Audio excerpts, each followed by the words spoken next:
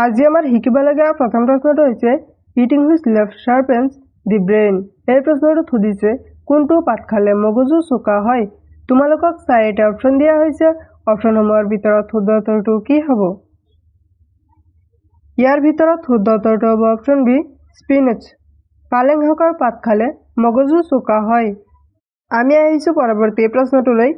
Which is the first animal to return to earth from the moon. এই প্ৰশ্নটো সুধিছে চন্দ্ৰৰ পৰা পৃথিৱীলৈ উভতি অহা প্ৰথমটো প্ৰাণী কোনটো? তোমালোকক চাৰিটা অপশ্যন দিয়া হৈছে।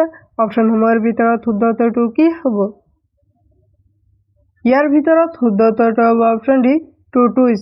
চন্দ্ৰৰ পৰা পৃথিৱীলৈ উভতি অহা প্ৰথমটো প্ৰাণী হৈছে কচ্ছপ। আমি আহিছোঁ পৰৱৰ্তী প্ৰশ্নটোলৈ। Which monument is known as the national monument of India. এই প্ৰশ্নটো সুধিছে কোনটো স্মৃতিসৌধ ভাৰতৰ জাতীয় স্মৃতিসৌধ বুলি জনা যায়।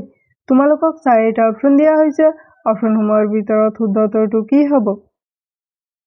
ইয়াৰ ভিতৰত শুদ্ধ উত্তৰটো হ'ব option C India Gate. India Gate নামৰ স্মৃতিসৌধক ভাৰতৰ জাতীয় স্মৃতিসৌধ বুলি জনা যায়। আমি আহিছোঁ পৰৱৰ্তী প্ৰশ্নটোলৈ। Which crop is cultivated the most in India. এই প্ৰশ্নটো সুধিছে ভাৰতত কোনটো শস্যৰ খেতি বেছি হয়। তোমালোকক চাৰিটা অপশ্যন দিয়া হৈছে। অপশ্যনসমূহৰ ভিতৰত শুদ্ধ উত্তৰটো কি হ'ব? ইয়াৰ ভিতৰত শুদ্ধ উত্তৰটো হ'ব অপশ্যন ডি ৰাইচ। ভাৰতত ধানৰ শস্যৰ খেতি বেছি হয়। আমি আহিছোঁ পৰৱৰ্তী প্ৰশ্নটোলৈ। In which country is more salary given for going to office by bicycle. এই প্ৰশ্নটো সুধিছে চাইকেলেৰে অফিচলৈ যোৱাৰ বাবে কোনখন দেশত বেছি দৰমহা দিয়া হয়। তোমালোকক চাৰিটা অপশ্যন দিয়া হৈছে। অপশ্যনসমূহৰ ভিতৰত শুদ্ধ উত্তৰটো কি হ'ব? ইয়াৰ ভিতৰত শুদ্ধ উত্তৰটো হ'ব অপশ্যন ডি নেদাৰলেণ্ড। চাইকেলেৰে অফিচলৈ যোৱাৰ বাবে নেদাৰলেণ্ড দেশত বেছি দৰমহা দিয়া হয়। আমি আহিছোঁ পৰৱৰ্তী প্ৰশ্নটোলৈ। People of which country live by building house on trees. এই প্ৰশ্নটো সুধিছে কোনখন দেশৰ মানুহে গছত ঘৰ সাজি জীয়াই থাকে। তোমালোকক চাৰিটা অপশ্যন দিয়া হৈছে। অপশ্যনসমূহৰ ভিতৰত শুদ্ধ উত্তৰটো কি হ'ব? ইয়াৰ ভিতৰত শুদ্ধ উত্তৰটো হ'ব অপশ্যন চি পাপুৱা। পাপুৱা নামৰ দেশৰ মানুহে গছত ঘৰ সাজি জীয়াই থাকে। আমি আহিছোঁ পৰৱৰ্তী প্ৰশ্নটোলৈ। What is the most important part of a computer. এই প্ৰশ্নটো সুধিছে কম্পিউটাৰৰ আটাইতকৈ গুৰুত্বপূৰ্ণ অংশটো কি? তোমালোকক চাৰিটা অপশ্যন দিয়া হৈছে। অপশ্যনসমূহৰ ভিতৰত শুদ্ধ উত্তৰটো কি হ'ব?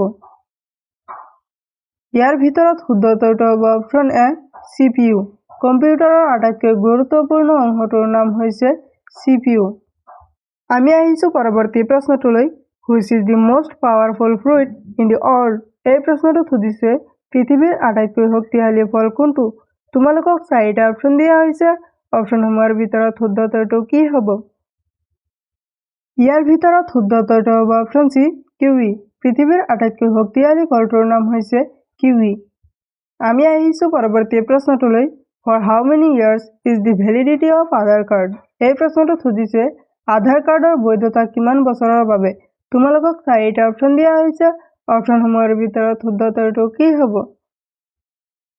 ইয়াৰ ভিতৰত শুদ্ধ উত্তৰটো হ'ব option A for ever. Aadhaar কাৰ্ডৰ বৈধতা চিৰদিনৰ বাবে। আমি আহিছোঁ পৰৱৰ্তী প্ৰশ্নটোলৈ।